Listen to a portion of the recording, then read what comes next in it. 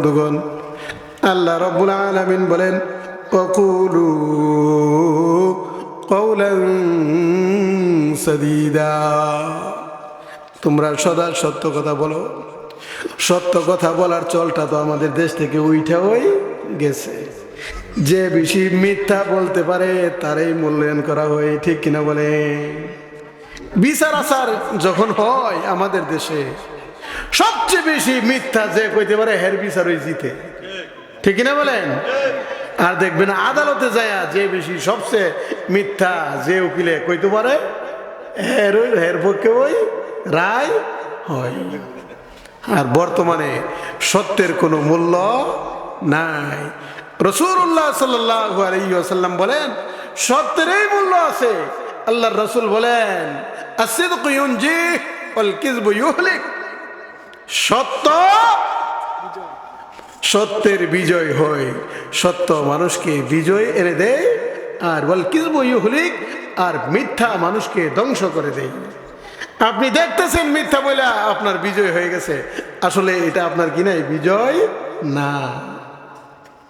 মিথ্যা যে বলছেন এটার পিছনে একটা বিপদ আছে না নাই? মিথ্যা যে বলছেন এর পিছনে একটা বড় বিপদ আছে। আমার ভাই, আমার বন্ধুগণ, মুসলমান কখনো মিথ্যা বলতে পারে না। ইমানদারেরা কখনো মিথ্যা বলতে পারে না। ইমানদারেরা সব সময় সদা সত্য কথা বলবে। ইমানদারেরা কখনো মিথ্যা বলতে পারে না।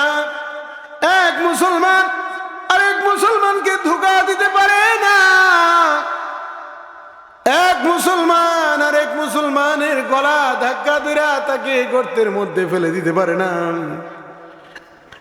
কারণ ইন্নামাল মুসলিমুনা ইখওয়াতুন, মুসলমান হলো ভাই, রক্তের বন্ধন আছে মুসলমানের মধ্যে।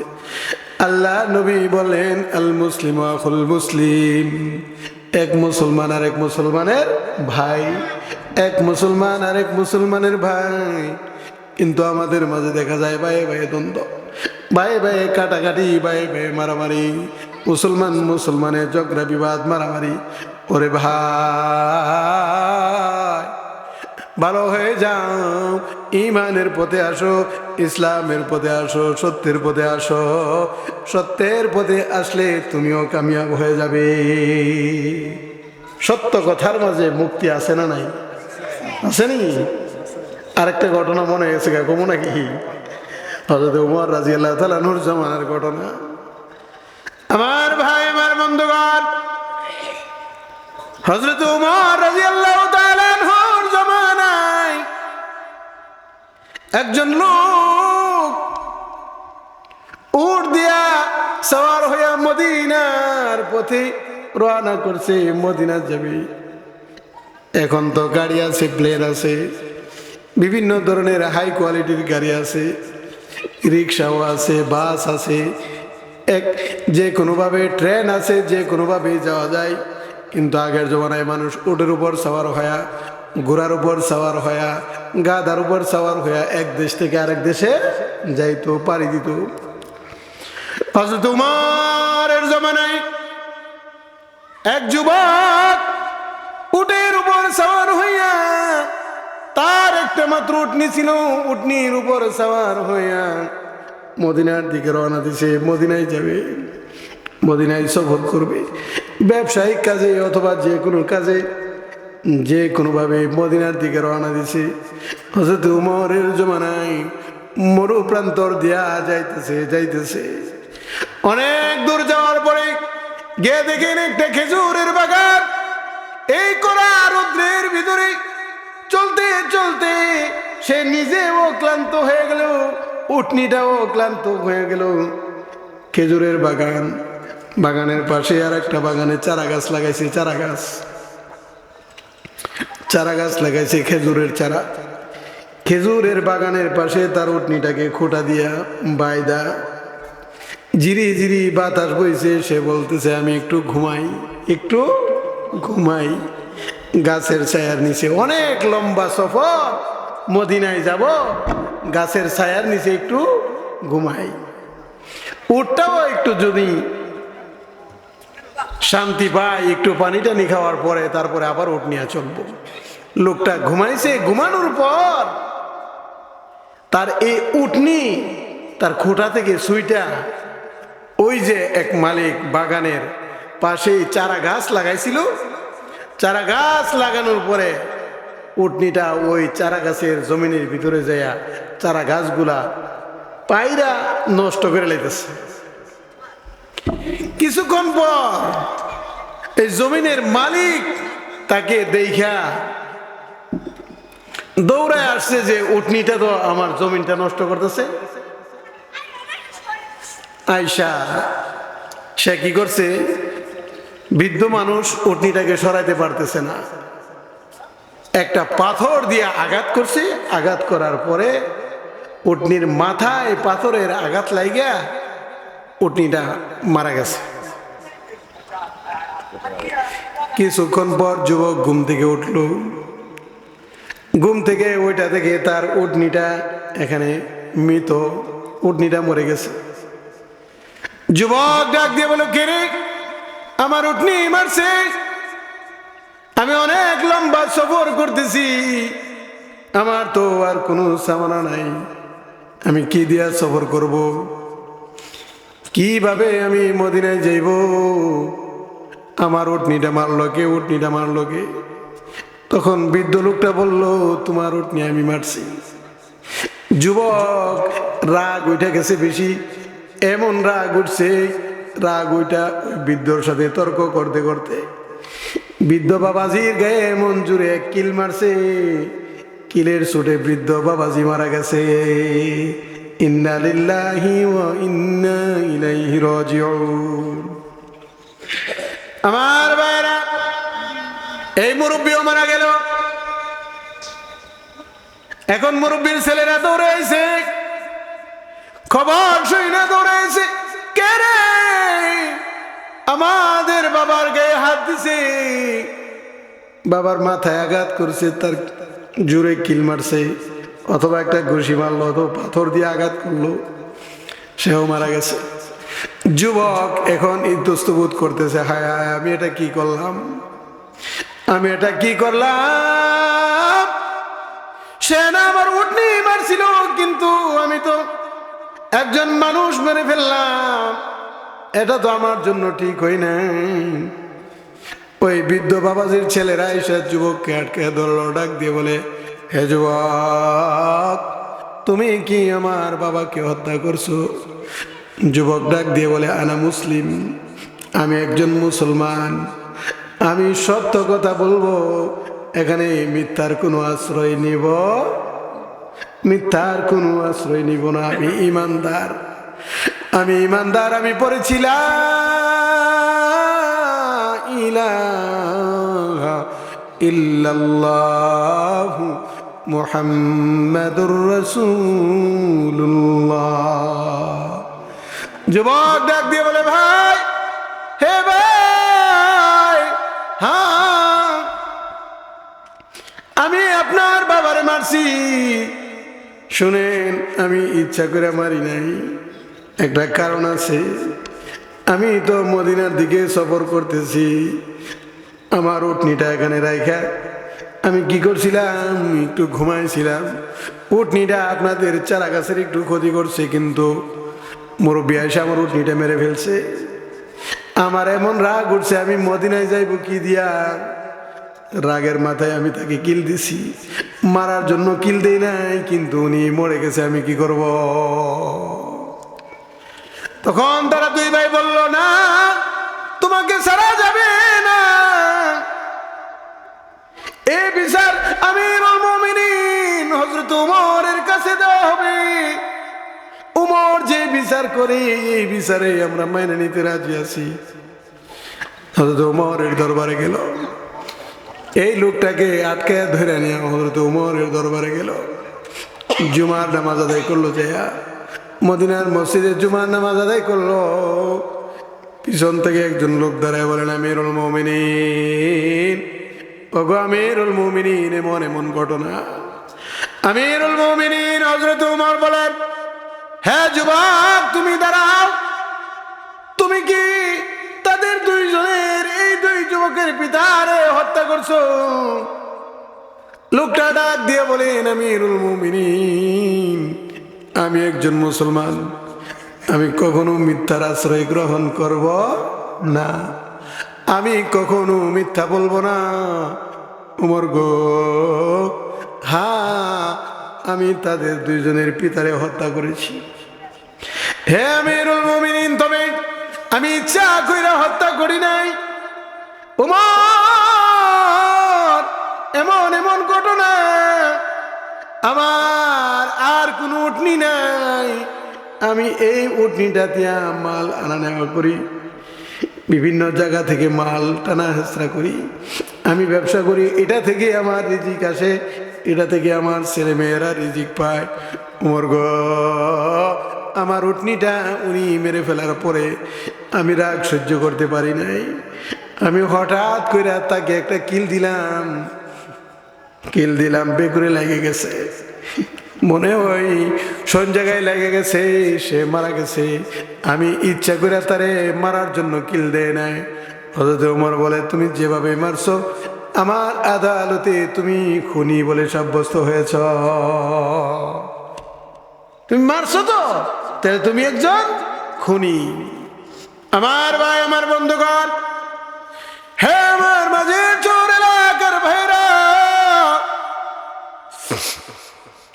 হযরত ওমর রাদিয়াল্লাহু তাআলা আনহু লোকটাকে ডাক দিয়ে বলেন, তুমি একজন খুনি, তাহলে খুনের বদলা খুন, খুনের বদলা খুন।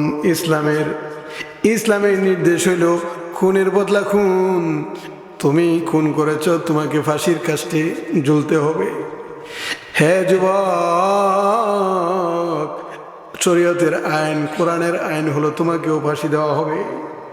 লোকটা ডাক দিয়া বলে, আমিরুল মুমিনিন, আমার বাড়ি অনেক দূরে। হে আমিরুল মুমিনিন, এখান থেকে 1 মাসের রাস্তা। আমিরুল মুমিনিন গো, আমি একজন মুসলমান, আমি একজন ইমানদার, আমারে 1 মাসের ছুটি দেন। 1 মাস পরে আবার আমি আপনার দরবারে ফিরে আসব। আমার 1 মাসের ছুটি দেন, আমি এক ইহুদির সাথে ব্যবসা করি, তার কাছ থেকে আমার লেনদেন সব শেষ করে আসি। আমি যদি লেনদেন শেষ না করে আসি, তাহলে ইহুদি বলবে মুসলমান ভালো না। ঠিক কিনা বলেন? আমার ভাই, আমার বন্ধুগণ, আমি সংক্ষেপ করছি। আমিরুল মুমিনিন হযরত ওমর রাদিয়াল্লাহু তাআলা আনহু ডাক দিয়ে বলে, না, তোমার 1 মাসের সময় দেওয়া যাবে না। তোমার কোনো আত্মীয় স্বজন আছে নাকি এই মদিনা শহরে যে তোমার জামিনদার হবে? সে বলল, না, আমার কোনো আত্মীয় স্বজন নাই। তোমার কোনো ভাই বন্ধু আছে নাকি? না, আমার কোনো ভাই বন্ধু নাই। তাইলে তোমাকে আমি কিভাবে ছুটি দেই?